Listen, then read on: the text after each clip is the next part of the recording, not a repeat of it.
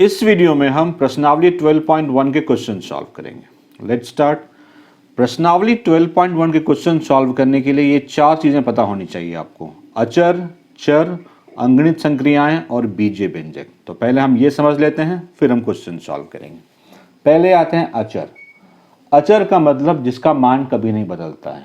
For example 3, 5, क्या इनका मान बदलेगा कभी? 3 का मान तो हमेशा 3 ही रहेगा, 5 का मान तो 5 ही रहेगा। तो इसको कहते हैं हम लोग अचर। चर, चर का मतलब जिसका मान बदल सकता है। तो जितने अल्फ़ाबेट हैं लोअर केस में, मतलब छोटे वाले, जैसे x लिखा, y लिखा, a लिखा, b लिखा, ये क्या है? चर हैं, क्योंकि इनके जगह पे हम कोई मान रख सकते हैं। हम x की जगह पे 3 रख सकते हैं, x की जगह पे 4 रख सकते हैं, उसी तरह a की जगह पे 1 रख सकते हैं, 2 रख सकते हैं। तो जिसका मान बदले उसको चर कहते हैं, जिसका मान नहीं बदले उसको अचर कहते हैं। अंगणित संक्रियाएं जैसे जोड़, घटाव, गुना, भाग, ये है अंगणित संक्रियाएं। और इन तीन चीज से मिलके बीजीय व्यंजक बनता है। जैसे मैं लिखता हूं x जोड़ y माइनस 5, ये एक बीजीय व्यंजक हो गया। इसमें चर हैं, इसमें अचर है और इसमें अंगणित संक्रियाएं भी है। और भी एग्जाम्पल ले सकते हैं 2a 3b माइनस 8, ये भी क्या है? बीजीय व्यंजक हैं, क्योंकि यहाँ पे चर भी हैं, अचर भी है और अंगणित संक्रियाएं भी है।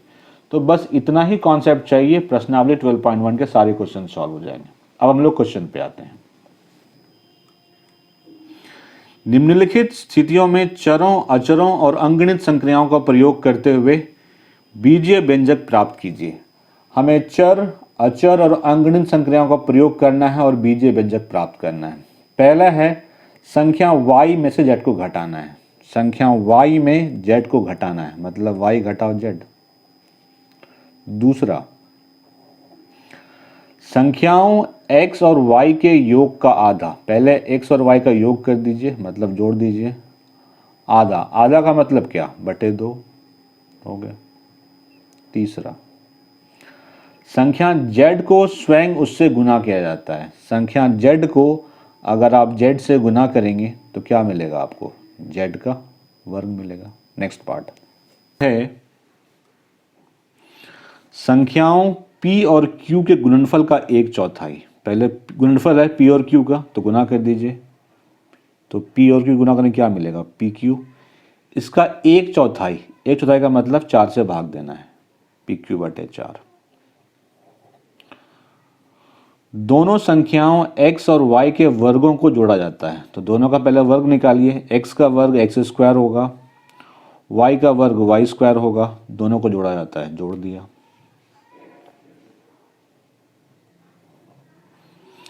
संख्याओं m और n के गुणनफल के 3 गुने में संख्या 5 जोड़ना। पहले m और n के गुणनफल निकालिए। गुणनफल मतलब क्या हुआ? m गुना n, इसके 3 गुना, मतलब इसको 3 से गुना कीजिए, उसमें 5 जोड़ा जाता है, जोड़ दिया 5। 10 में से संख्याओं y और z के गुणनफल को घटाना है। संख्या 10 में हमें y और z के गुणनफल को घटाना है, मतलब कि y गुना z को घटाना है।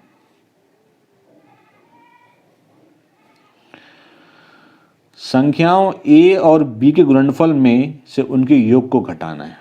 तो a और b का गुणनफल निकालिए तो क्या होगा? ab। इसमें से इन दोनों के योग को घटाना है, मतलब कि a प्लस b घटाना है। सॉल्व हो गया।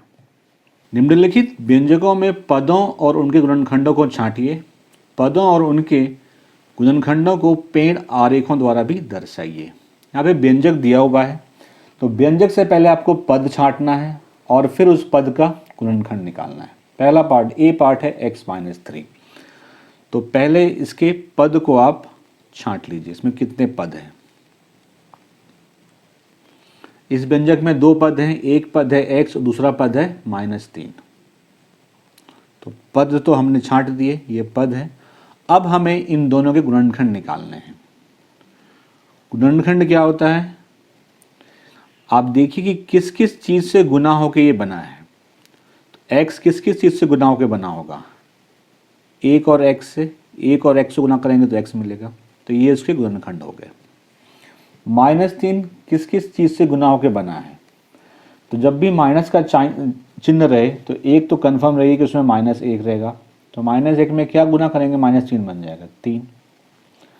तो इस व्यंजक के दो पद हैं x और -3, ये पद हो गए और ये उनके पदों के गुणनखंड हो गए। बी पार्ट है 1 + x + x²। यहाँ 3 पद हैं 1 x और x²।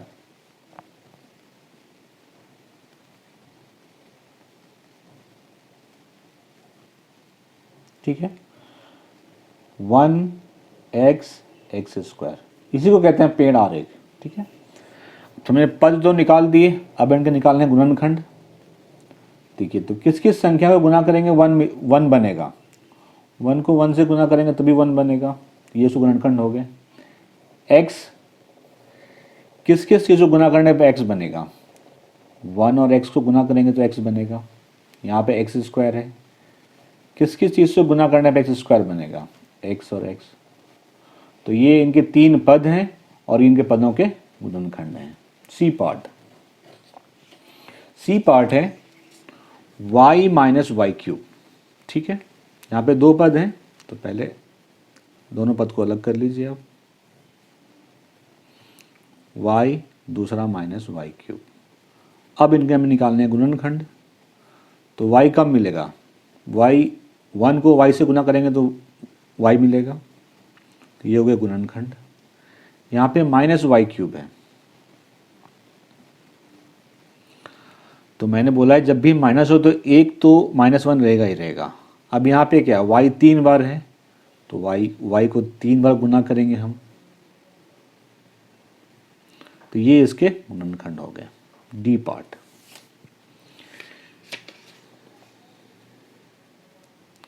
Five x y square + 7x² y, यहाँ पे 2 पद हैं, एक पद ये एक पद ये,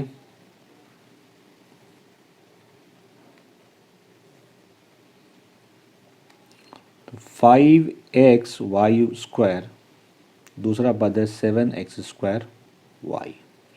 अब ये पद हमने निकाल लिए, अब निकालने गुणनखंड। तो देखिए एक गुण, तो इसको किस किस चीज़ से गुना करने पे ये पूरा बनेगा, 5 है 5 लिख दीजिए, फिर x है x, y 2 बार है तो y को 2 बार लिख दीजिए, y ये हुए गुणनखंड। इसमें आते हैं 7 है, x 2 बार है तो x 2 बार आएगा, x y 1 बार है y, इन सब को गुणन करेंगे तो ये मिलेगा। सॉल्व। लास्ट ई पार्ट, -ab + 2b² - 3², यहाँ पे 3 पद हैं,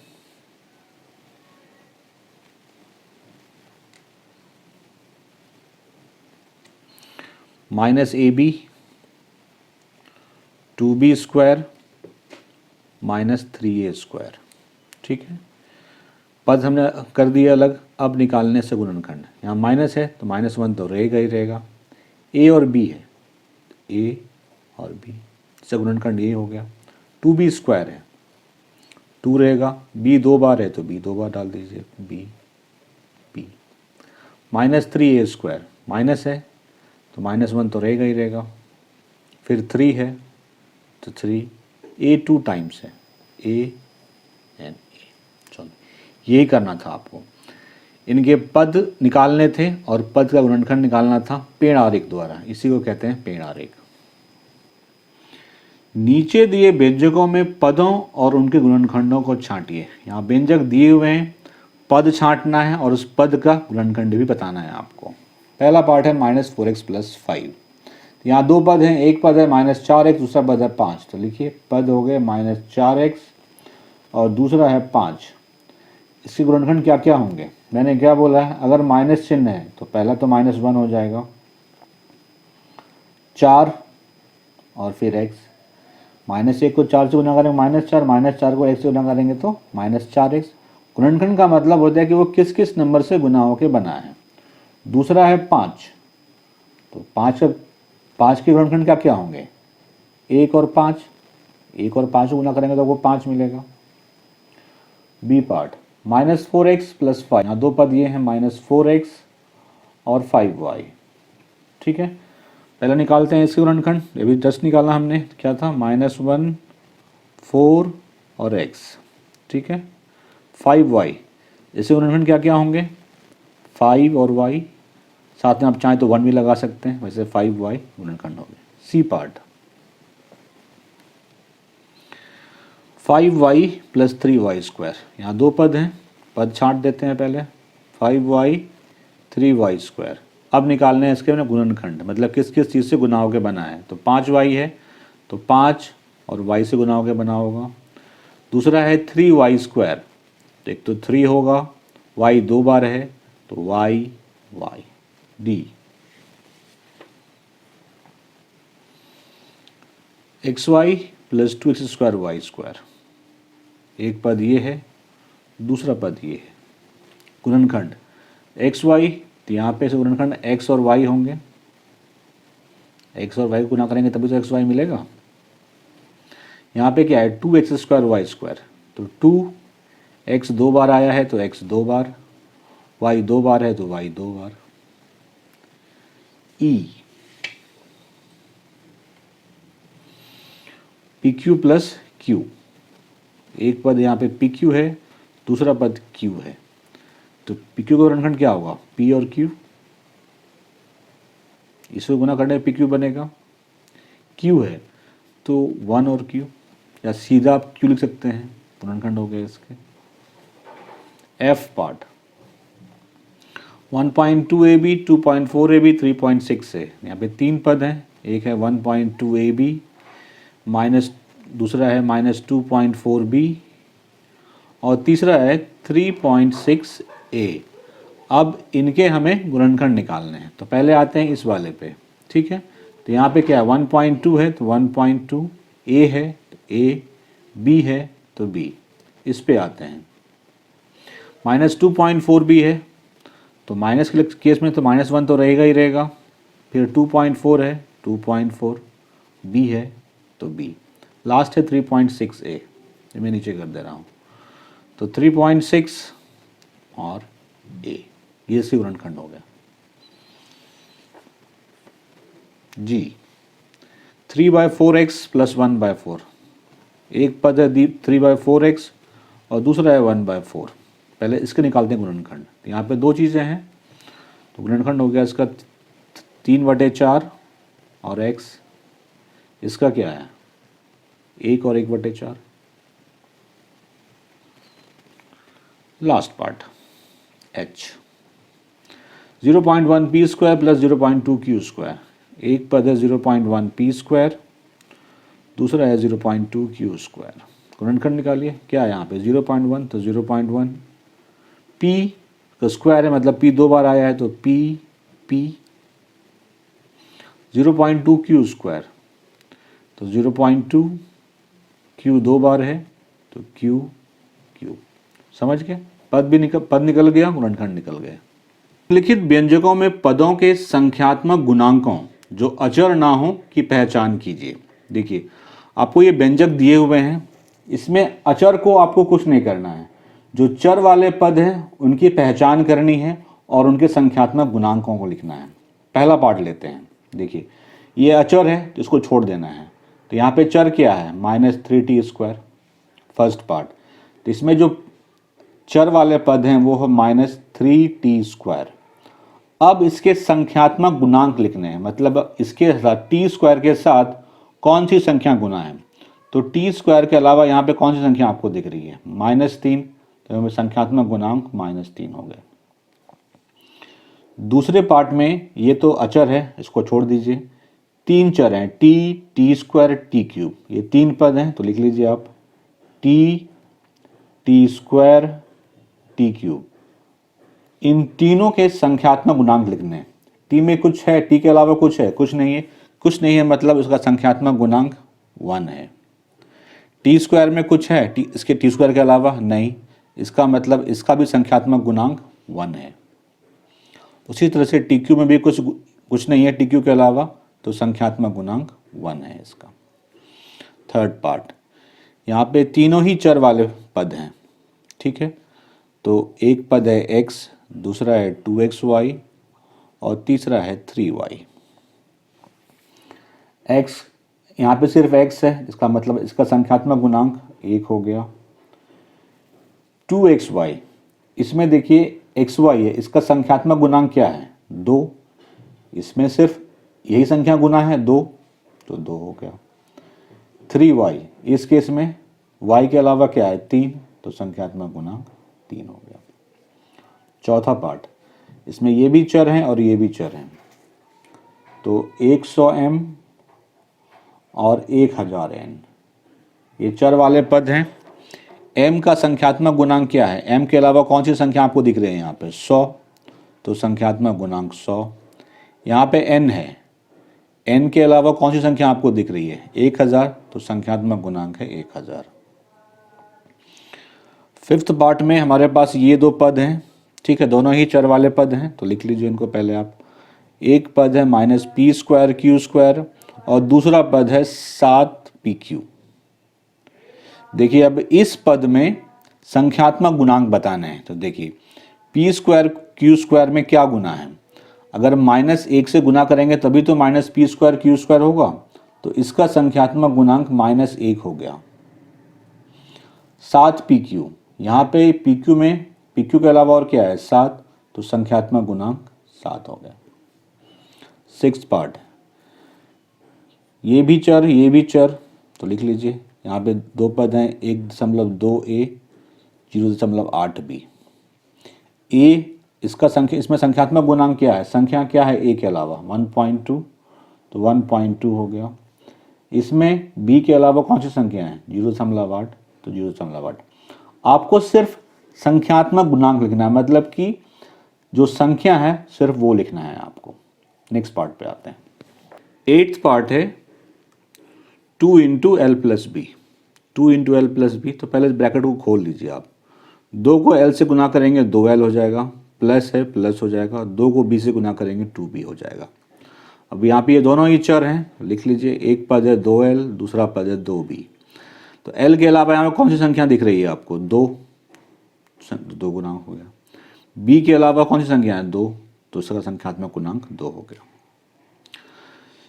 0.1y + 0.01y², दोनों ही चर हैं, तो लिख लीजिए 0.1y और है 0.01y²। तो y के अलावा यहाँ पे कौन सी संख्या है 0.1, तो संख्यात्मक गुणांक 0.1 हो गया। और यहाँ पे इसमें y² के अलावा कौन सी संख्या है, ये संख्या है 0.01, यही करना था। सॉल्व। क्वेश्चन 4 का पार्ट ए है, वे पद पहचानिए जिनमें x है और फिर इनमें x का गुणांक लिखिए। ये जितने भी हैं इस व्यंजक, इसमें आपको x वाले पद को पहचानना है और उसका गुणांक लिखना है। पहले पार्ट में आते हैं। पहला पार्ट है y² x + y। अब देखिए इसमें x वाला पद कौन सा है, x किस में है, इसमें है, तो x वाला पद है, तो x वाला पद है y² x। अब हमें x का गुणांक लिखना है। गुणांक का मतलब x के अलावा जो भी इसमें है वो x का गुणांक है, तो x के अलावा इसमें क्या है y², तो y² हो गया। सेकेंड पार्ट ये है, सेकेंड पार्ट है 13y² - 8yx। इसमें x वाला पद कौन सा है, ये चिन्ह के साथ लेना है आपको, तो लिखिए -8yx। अब हमें x का गुणांक चाहिए, तो देखिए x के अलावा यहाँ पे क्या है -8y, तो -8y इसका गुणांक हो गया। थर्ड x + y + 2, वहाँ देख सकते हैं आप, तो इसमें x वाला पद कौन सा है, ये सिंगल है जिसमें x है, तो x हो गया। इसका गुणांक x के अलावा इसमें क्या है, कुछ भी नहीं है, तो 1 कर सकते हैं, ठीक है, तो x यहाँ पे x का गुणांक 1 है। 5 + z + zx, इसमें x वाला पद zx है। x का गुणांक x के साथ, x के अलावा यहाँ पे क्या है z, तो z हो गया। 1 + x + xy, यहाँ x वाले पद कौन कौन से हैं, यहाँ x वाले दो पद हैं, एक ये है और एक ये है, तो एक पद है तो x है, दूसरा पद xy है, ठीक है। तो इसमें एक गुना कर सकते हैं, तो x के अलावा यहाँ पे क्या है 1 है, तो इसका गुणांक 1 हो गया। इसका xy, इसमें x का गुणांक y है क्योंकि x के अलावा सिर्फ y है यहाँ पे, तो y हो गया। नेक्स्ट पार्ट पे आते हैं। 12xy² प्लस 25, इसमें x वाले पद कौन से हैं, ये है, तो लिखिए 12xy²। अब हमें x का गुणांक लिखना है, तो देखिए x के अलावा इसमें क्या है 12y², तो इसका गुणांक हो गया 12y²। सेवन्थ पार्ट है 7 प्लस 12xy², इसमें x वाले पार्ट पद कौन से हैं, ये वाले, तो लिखिए 7 प्लस xy² है, ये सिर्फ xy है नहीं, तो यहाँ पे x वाले पद हैं xy²। x का गुणांक लिखना है हमें, तो x के अलावा यहाँ पे क्या है y², तो ये y² हो गया। सारे पार्ट सॉल्व हो गए। बी है वे पद पहचानिए जिनमें y² है और फिर इनमें y² का गुणांक लिखिए। इन सब में आपको y² का पद पहचानना है और y² का गुणांक लिखना है। पहला है 8 माइनस xy², तो इसमें y² वाला पद कौन सा है जिसमें y² हो, तो ये वाला पद जो है y² वाला पद है, चिन्ह के साथ लेना है, तो माइनस xy²। अब हमें y² का गुणांक भी लिखना है, ये था y² वाले पद हैं इधर और ये है y² का गुणांक, तो y² के अलावा जो भी कुछ है वही उसका गुणांक होता है, तो y² के अलावा यहाँ पे क्या है माइनस x, तो माइनस x गुणांक हो गया उसका। सेकेंड पार्ट, इसमें y² वाला पद ये है, तो लिखिए 5y²। y² का गुणांक क्या है इसमें, y² के अलावा यहाँ पे 5 है, तो y² का गुणांक इस केस में 5 हो गया। थर्ड पार्ट, इसमें y² वाले दो पद हैं, देखिए एक y² यहाँ पे है, तो ये पद हो गया एक, इसमें भी y² है, तो दोनों के लिखिए माइनस 15xy² और दूसरा है 7y², यही है y² वाले पद। इसमें y² का गुणांक क्या है, y² के अलावा यहाँ पे क्या है माइनस 15x, तो माइनस 15x, और इसमें y² के अलावा 7 है, तो 7। सॉल्व। एक पदी द्विपद और त्रिपद के रूप में वर्गीकृत कीजिए। ये व्यंजक दिए हुए हैं, आपको बताना है इसमें से कौन सा एक पदी व्यंजक है, कौन सा द्विपद है और कौन सा त्रिपद है। पहला पार्ट है 4y माइनस 7z। देखिए यहाँ पे दो पद हैं, एक है 4y और दूसरा है 7z, इसका मतलब ये द्विपद हो गया। द्विपद, दो पद या तो प्लस से अलग होंगे या माइनस से अलग होंगे। यहाँ पे माइनस था तो एक पद ये, एक पद ये। दूसरा, यहाँ पे सिर्फ एक ही पद है y², तो ये एक पद ही है।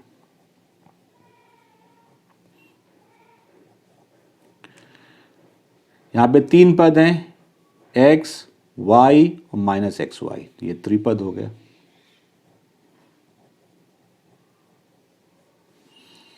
यहाँ पे एक ही पद है 100 सिर्फ, तो ये एक पद ही है।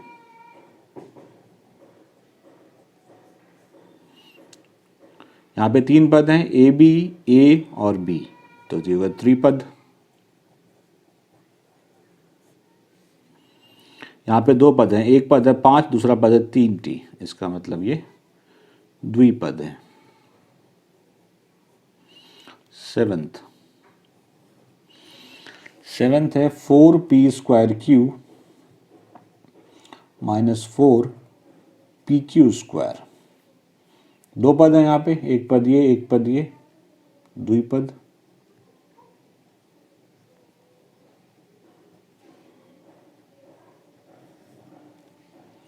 सेवन एम एम, यहाँ पे सिर्फ एक पद है। देखिए इनके बीच में सिर्फ प्लस या माइनस का चिन्ह आएगा, तो कहीं प्लस माइनस का चिन्ह तो नहीं है, सिर्फ यहाँ पे एक गुना है, साथ में m गुना है, उसमें n गुना है, तो गुना को कंसीडर नहीं करना है। जब प्लस माइनस रहेगा तो अलग पद बनेगा, ये पूरा एक पद है, मतलब ये एक पद ही हो गया।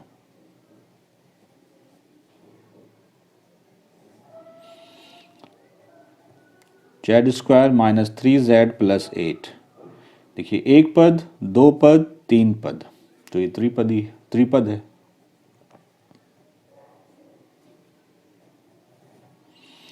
a² प्लस b², दो पद हैं ये, द्विपद।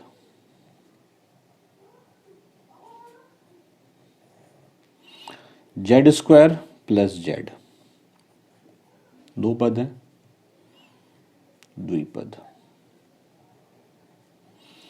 लास्ट 12 पार्ट है। 12 पार्ट है 1 प्लस एक्स स्क्वायर। यहाँ पे तीन पद हैं, दो तीन, दैट इज त्रिपद। बताइए कि दिए हुए पदों के युग्म समान पदों के हैं या असमान पदों के हैं। यहाँ पे दो दो पद दिए हुए हैं, ठीक है, आपको बताना है वो पद समान है या असमान है। पहले पार्ट में आते हैं। पहला पार्ट है 1 और 100, दोनों ही संख्याएं हैं, तो ये क्या है, समान पद।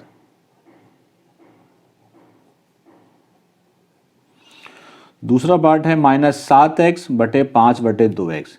देखिए संख्या को नहीं देखना है आपको, आप सिर्फ देखिए चर को। यहाँ पे चर क्या है, x, और यहाँ पे चर क्या है, x, मतलब दोनों x वाला पद है, तो ये समान पद हुआ।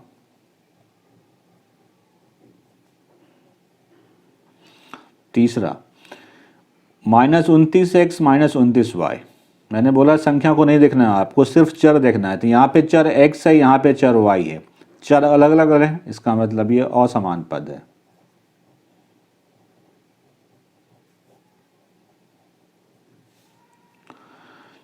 चौदह x Y 42y(x), x Y बोलिए चाहे y(x) बोलिए। यहाँ पे चर हैं एक्स वाई और यहाँ पे भी चर हैं एक्स वाई, मतलब दोनों समान चर वाले हैं, इसका मतलब ये समान पद हो गए। यहाँ भी एक्स वाई है, यहाँ भी एक्स वाई है, तो समान पद हो गए।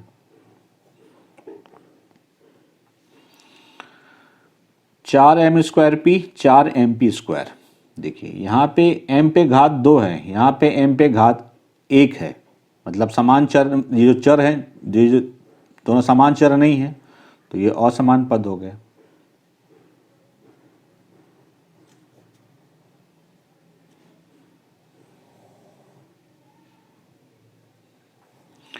छठा पार्ट है 12xz और 12x²z²। देखिए यहाँ पे दोनों में xz तो है, लेकिन यहाँ पे घात दोनों में 1 है, यहाँ पे घात दोनों में 2 है, इसका मतलब अलग अलग हैं ये, तो ये क्या हो गए, असमान पद।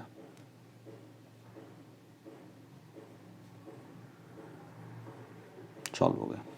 लिखित में समान पदों को छांटिए, इनमें से जो समान पद है उनको छांटना है, तो करते हैं।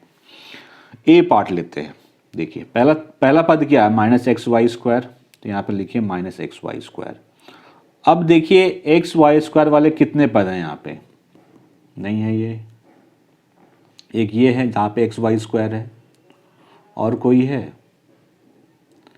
नहीं, और कोई नहीं है, तो -xy² और 2xy², ये दोनों समान पद हैं। जो आपने ले लिया उसको कट कर दीजिए, मतलब ये कट हो गया, ये कट हो गया। इस पे आते हैं, दूसरा वाला क्या है, -4yx²। अब देखिए yx² वाला और कौन कौन सा पद है, ये है yx² वाला, नहीं और कोई नहीं है, एक ये हुआ और एक ये हुआ, लिख लीजिए -4yx², 20x²y। तो जो आपने ले लिया उसके ऊपर कट लगा दीजिए आप, ठीक है। x² वाले पे आते हैं अब, 8x²। अब देखिए x² का और कौन कौन सा पद है, एक ये है, एक ये है, ठीक है। तो 8x² -11x² -6x², ठीक है। इसको ले चुके हैं हम, कट कर दिया, ये भी हो चुका है। अब y वाले पद में आते हैं। y यहाँ पे है, एक यहाँ पे है, तो ये दोनों पद समान पद हो गए, 7y और y।